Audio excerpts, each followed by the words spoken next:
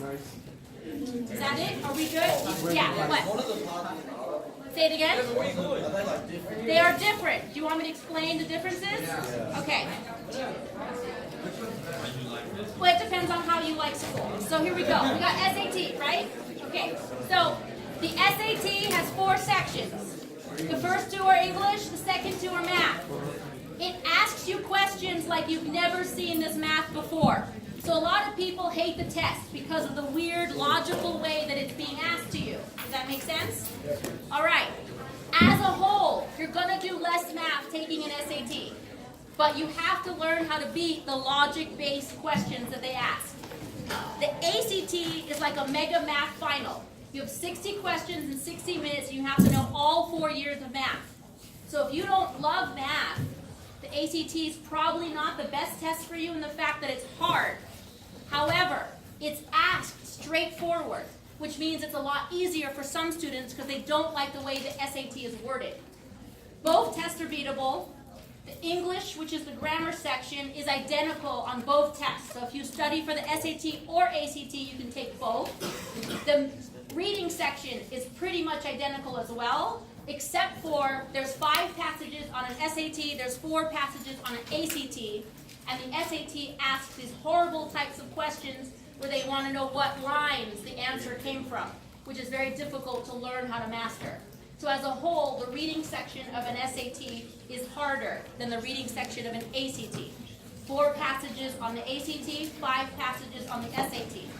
The math is 60 questions, 60 minutes for an ACT, a calculator the whole time. Does that make sense? ACT. So if you don't like not having a calculator, you might not want to take that SAT.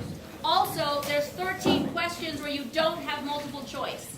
So at least on the on the ACT, it's multiple choice the whole way through. So you know one of those answers is right. I can teach you how to get a 50-50 chance of getting every answer right. Okay? I'm at the Anti-Tutor.com, or I'm at Anti-Tutor on Instagram. You can look on there for some of my strategies. I will share with you my files that show you how to beat the math. There's a 50-50 chance that you can get every question right on the math, because 2 to 3 of them are completely out of sync, and they're not an answer that you can use for the test. Does that make sense? Got it?